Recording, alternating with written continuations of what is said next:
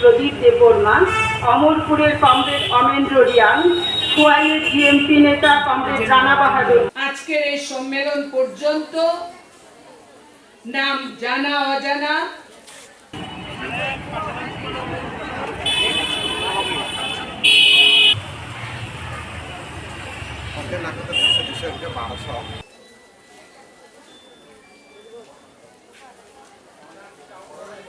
है। हीरा जानते हो? हीरा वो गहने बनाते हैं, है ना, इयररिंग, अंगूठी, हीरा जानते हो ना? डायमंड, हीरा पे डायमंड पे टैक्स कितना है? 3%। सोने पे कितना है? सोना जानते हो? गरीब लोग नहीं खरीद सकते हैं। सोने पे टैक्स 2.5%। मतलब जो पैसे वालों के लिए सोना चाहिए, हीरा चाहिए, उसके ऊपर कम टैक्स, और जो जिंदा रहने के लिए अनाज की जरूरत है उसके ऊपर ज्यादा टैक्स। ये है असली चेहरा मोदी, बीजेपी, आरएसएस का। काम के जगह पर कटौती हो रही है, सभी जगह प्राइवेटाइजेशन हो रहा है, सभी जगह निजीकरण। आज कोई भी क्षेत्र हमारे देश का भी बचा नहीं है जिसका प्राइवेटाइजेशन नहीं हुआ। इवन जो हमारा संरक्षण खाता है, डिफेंस सेक्टर, उसका भी प्राइवेटाइजेशन हो रहा है। अभी तो हमारे सैनिक जो है, सोल्जर, उसका भी ठेके पे लगाएंगे। अग्निपथ सुना ना? Agnipath scheme, part time soldier, कभी सुना है? पार्ट टाइम सोल्जर दुनिया में नहीं है, भारत में 4 साल काम करो और फिर छुट्टी। जिंदगी का कोई गारंटी नहीं। तो सभी चीज का निजीकरण जब होता है तो क्या होता है? कामगारों की कटौती होती है। मतलब और लोगों को संगठित क्षेत्र में काम नहीं मिलेगा। और दूसरा है निजीकरण। वो किसका कर रहे हैं? Railways, banks, airport, port, universities, electricity, पानी। आप देखिए ये सब क्या है? ये किसकी प्रॉपर्टी है? रेलवेज। रेलवेज किसके पैसे से खड़ा हुआ? जो पोर्ट है वो किसके पैसे से खड़ा हुआ? आजादी के 75 साल में जो रास्ते है, पोर्ट है, ये सभी हमारे भारतीय नागरिकों के पैसे से खड़ा हुआ है। इसका मतलब ये प्रॉपर्टी किसकी है? ये इस देश की प्रॉपर्टी है। और देश की प्रॉपर्टी होने से कौन बेच रहा है? बीजेपी वाला बेच रहा है। हक पहुंचता है उनको बेचने के लिए। अपनी प्रॉपर्टी बेचे ना मोदी जी। बीजेपी वालों के पास बहुत पैसा है, बहुत जमीन है, बहुत सारा लूटा है पूरा देश का। वो बेचे अपनी प्रॉपर्टी। देश की प्रॉपर्टी जिसमें हमारे बाप दादा से लेके आज तक जो भी टैक्स हमने भरा है वो टैक्स का पैसा लगा है उसके अंदर।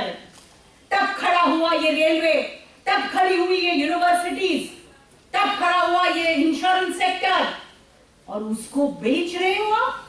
बेचने का मतलब कामगारों की कटौती होगी, और उस करने के लिए वो पूरा लेबर का कानून ही बदल है। जो हमारा यूनियन बनाने का अधिकार वो खत्म कर दिया। आप जानते हो ना, फैक्ट्री में, स्कूलों में, कॉलेजों में प्रोफेसर लोग, ये जर्नलिस्ट लोग, उनका यूनियन है। हॉस्पिटल्स में नर्स है, डॉक्टर्स है। यूनियन बनाने का अधिकार हमारे संविधान ने हमको दिया है। हमारे हक के लिए लड़ने का अधिकार हमारे संविधान ने हमको दिया है। लेकिन ये मोदी तो जनवाद पे विश्वास नहीं करता और संविधान पे भी विश्वास नहीं करता। इसके लिए पूरा कानून ही बदल दिया। अब 8 घंटा ड्यूटी नहीं होगा। कितना घंटा? 12 घंटा, 14 घंटा, 16 घंटा ड्यूटी। अब 12 घंटा, 15 घंटा अगर ड्यूटी करना पड़े तो क्या होगा? औरतें कम काम करेगी, औरतों का काम ज्यादा छूट जाएगा। क्यों? क्योंकि 15 घंटा ड्यूटी करके फिर बाद में वापस अपने घर में जाके मेहनत करना, घर में काम कौन करता है? औरत को ही करना पड़ता है ना। कैसे करेगी डबल ड्यूटी? मर जाएगी, आराम कब करेगी? तो ज्यादा औरतें काम छोड़ देगी। इसका मतलब आर्थिक रूप से जो आजादी, जो स्वतंत्रता एक औरत को मिलनी चाहिए वो उसको नहीं मिलने वाली। और औरतों के हकों को मजबूत करने के लिए जो कामगारों ने संघर्ष करके जो कायदे जीते थे, जो कानून बनाए थे, जैसे मैटरनिटी लीव। मैटरनिटी जानते हो ना, बच्चा होने के बाद कुछ समय के लिए छुट्टी लेना, ये हमारा हक है। उसके अंदर कट अभी कई जगह पे औरतें आके हमें कहती हैं, कोई फैक्ट्री में सिर्फ पहला बच्चा होगा ना तो मैटरनिटी लीव, उसके बाद नहीं। दूसरा तीसरे बच्चे के लिए मैटरनिटी लीव नहीं होगा।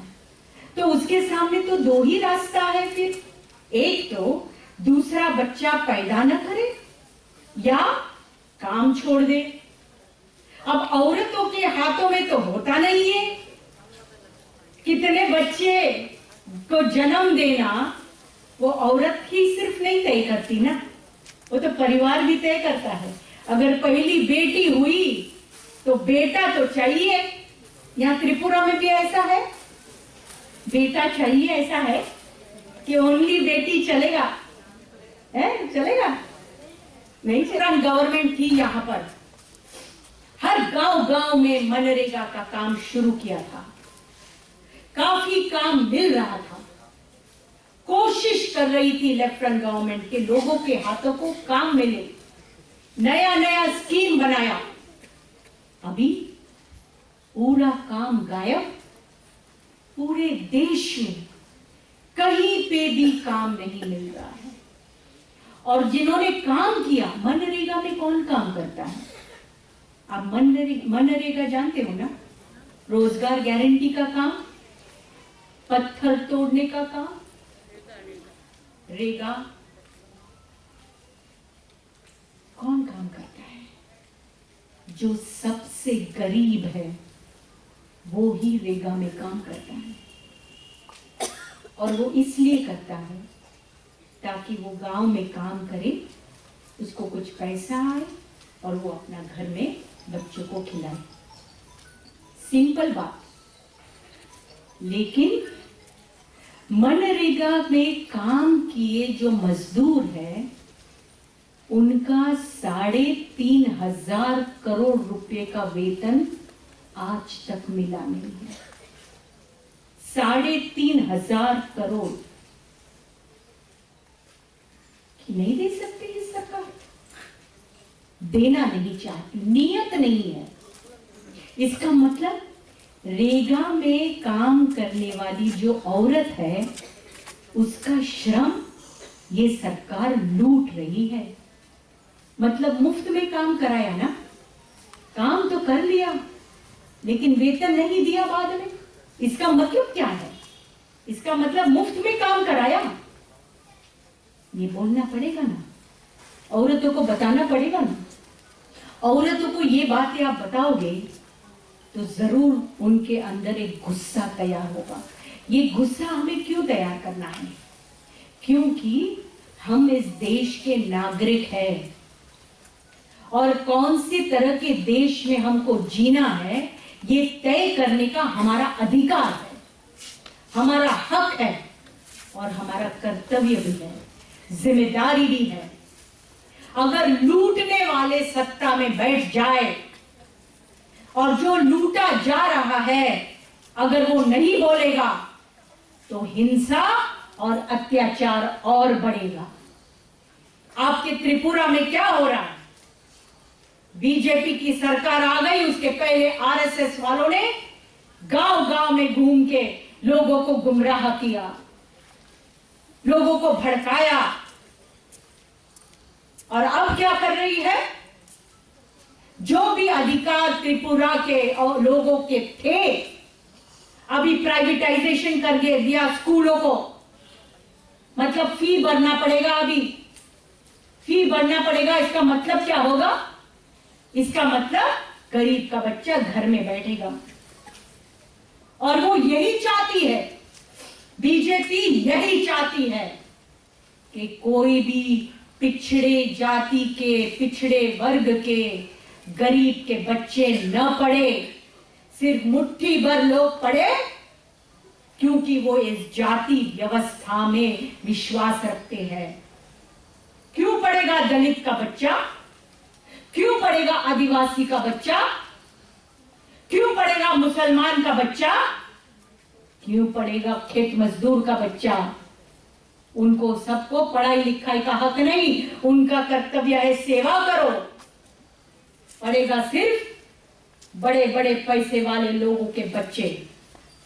ये है नीति बीजेपी की। इसलिए पूरे देश में, सिर्फ त्रिपुरा में नहीं, पूरे देश में पढ़ाई लिखाई का प्राइवेटाइजेशन हो रहा है, निजीकरण हो रहा है। हजारों की फी, लाखों की फी। कोई गरीब का बच्चा अभी डॉक्टर नहीं बन सकता है। 5 लाख रुपया, 10 लाख रुपया, मुझे पता नहीं अभी त्रिपुरा में कितना है। कैसे बनेगा डॉक्टर? कैसे बनेगा? तो ये हालात अभी पैदा हो रहे हैं। अब इसके साथ साथ ये सरकार क्या कर रही है? इसके साथ साथ औरतों को वो टारगेट बना रही है। औरतों को टारगेट बनाकर औरतों को उनकी जो विचारधारा है उस विचारधारा में बैठाना चाहती है। उनकी विचारधारा क्या है? उनकी विचारधारा है मनुस्मृति। औरतें दुय्यम है, औरतों को बराबरी का स्थान नहीं, औरतों को चुप रहना चाहिए, औरतों को अन्याय सहन करना चाहिए, वो है उनका कर्तव्य। सेवा करना चाहिए, बोलना नहीं चाहिए। आपने मनुस्मृति कभी देखा है, पढ़ा है, सुना है? मनुस्मृति के बाद नाम सुना है? मनुस्मृति सुना है सबने? मोर्चा तय किया है, लेकिन पुलिस बोलता है जमाबंदी नहीं निकाल सकते हो। अरे जमाबंदी तो हर एक बीजेपी के स्टेट में होता है। यूपी में हम लोग 10 लोग एक साथ में आएंगे, पुलिस आ जाता है, अरेस्ट करके लेके जाता है। नहीं करना चाहिए। ये क्यों कर रहे हैं? क्योंकि वो डरते हैं, डरपोक है, वो डरते हैं, लोगों के संघर्षों से डरते हैं। वो लोगों को उनको डर है कि लोगों को अगर सच पता चल गया तो उनकी गद्दी एक दिन भी नहीं टिकेगी। ये जानते हैं वो लोग। इसलिए दहशत का और सरकारी यंत्रणा का वो उपयोग करके, वो इस्तेमाल करके दबाने को कोशिश कर रहे हैं। पूरे देश में आप देखिए क्या कर रहे हैं। जो सच बोलता है, जो हिम्मत रखता है, उसके ऊपर एंटी नेशनल का कानून लगा रहे, यूएपीए लगा रहे। कितने सारे जर्नलिस्ट जेल में बैठे हैं अभी, कितने सारे ह्यूमन राइट एक्टिविस्ट जेल में बैठे हैं। और जो गुंडागर्दी कर रहे हैं, वो दिल्ली में वो अनुराग सक्सेना, उनका एक लीडर, मंत्री, कितनी गंदी बातें बोलता है। आप सोचिए, ये उत्तराखंड में हरिद्वार में उनका वो धर्म संसद हुआ, धर्म संसद। धर्म अच्छा होता है ना, अच्छा सिखाता है ना, ऐसे कहते हैं ना लोग, है ना। क्या बोलता है? प्रेम करो, प्यार करो, सबके साथ में इंसानियत से पेश आओ, यही तो सिखाता है ना। लेकिन धर्म संसद में वहां के प्रमुख ने भाषण क्या किया? मारो, काटो, जला डालो। ये बताना पड़ेगा ना, ये तो धर्म नहीं है, ये है पॉलिटिक्स। इसको बोलते हैं धर्मांधता। मतलब